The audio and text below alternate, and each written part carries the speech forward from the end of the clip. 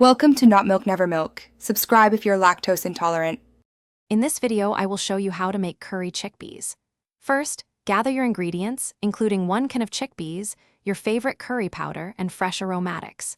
Begin by heating 2 tablespoons of oil in a large pan over medium heat.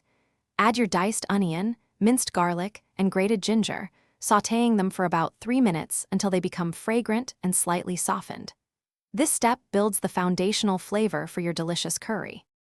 Next, it's time to build that rich curry flavor.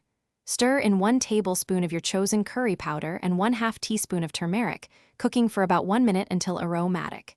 Then, add 1/14 can of diced tomatoes and 1/2 cup of vegetable broth. Bring this mixture to a gentle simmer, letting it cook for about 5 minutes. This allows all the spices and tomatoes to meld beautifully, creating a robust base. Now, let's get those chickpeas in. Drain and rinse 1/15 can of chickpeas thoroughly to remove excess sodium. Stir these prepared chickpeas into your simmering sauce. Next, add 1/2 cup of full-fat coconut milk for a creamy texture and rich flavor. Continue to simmer the curry for 10 to 15 minutes, or until the sauce has thickened to your desired consistency. Taste and adjust seasonings as needed. Finally, it's time to finish and serve your delicious curry chickpeas. Garnish with fresh cilantro or a squeeze of lime juice for a bright, fresh finish.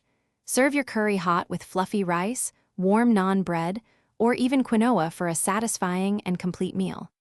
This dish is perfect for a quick weeknight dinner or a flavorful meal prep option.